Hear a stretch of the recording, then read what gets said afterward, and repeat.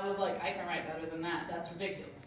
So I actually went to my class the next day, and I walk in like pretty lit and expecting to just be like, tell everyone how bad this book is. We all can commiserate about the fact that we were forced to read this horrible novel for teens. And he was like, yeah, I think so too. Let's give that a shot. And I'm like, oh, that's so great, because all I have to do is like age them down a little bit and change a few things, right?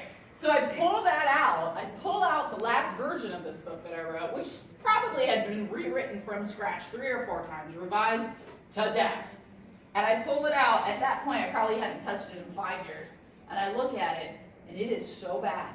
Like, it is still so bad that I did not use a single line from that book. I started from scratch. I rewrote this entire book. I rewrote it, and I started in, I think, 2014. Wow. So this is the book that I started writing in 1999, and here it is, published in 2016. And that is how long it took me to be able to put together, that's how long it took me to be able to be a good enough writer to write this story. Look at my Google searches, all right? When you're a writer, your Google searches are bizarre.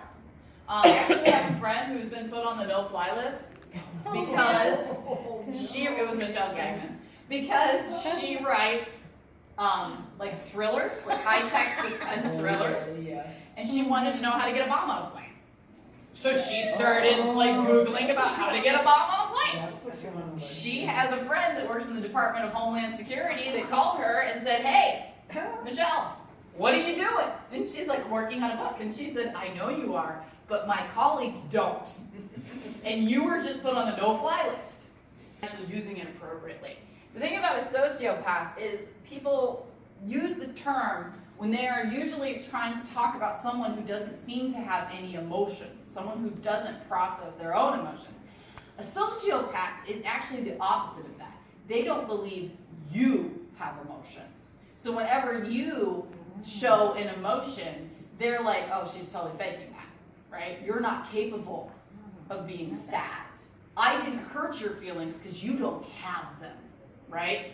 So when a sociopath does something horrible to someone and they're hurting them or manipulating them or using them or physically abusing them, it doesn't bother them because you're not a real person, because you don't have feelings. My feelings as a sociopath are completely legitimate, but you do not have feelings.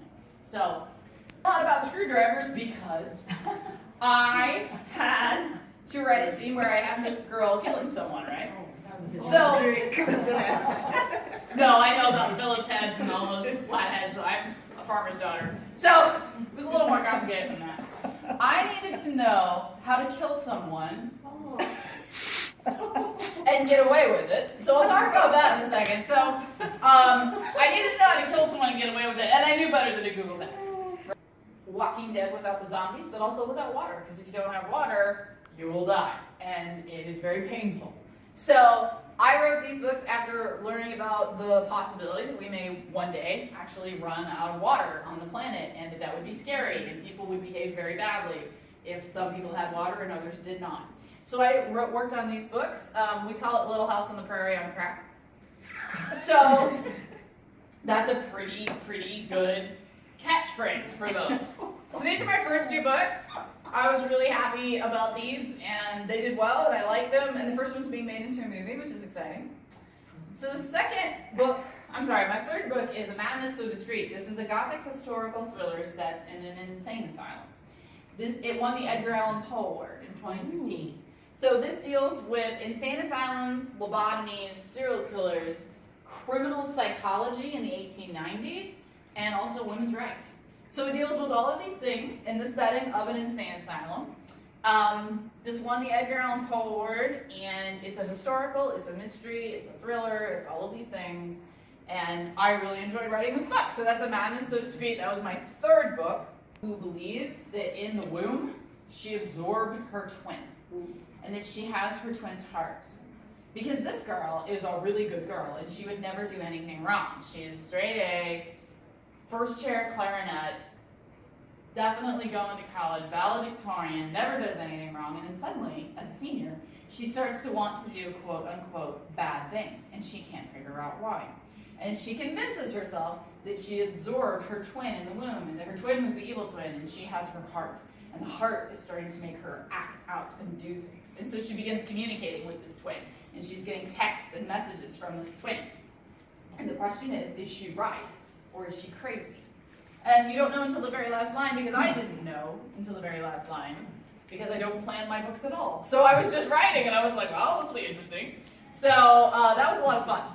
And that is really, you can't, apparently I failed at doing the one thing right. Okay, anyway, that says Facebook, Mindy McGinnis, / Mindy McGinnis author, / anyway, just Mindy McGinnis, you'll find. So, if anybody has any questions, let's do questions. You can ask me about publishing. You can, amazing. 85 a day. And my boyfriend was like, oh my gosh, that's so low. And I was like, dude, do you even know what my hourly rate was? It was like, that's more than I made when I was working there for 14 years. So I was like, no, this is okay. And it's a very small district, and I still know all the kids because I wasn't that long ago that I left. So, you know, I don't, for me, that's more than enough. So I've actually been there for 2 weeks. 2 weeks back in my old position, just running the show, and I love it, and I miss it so much.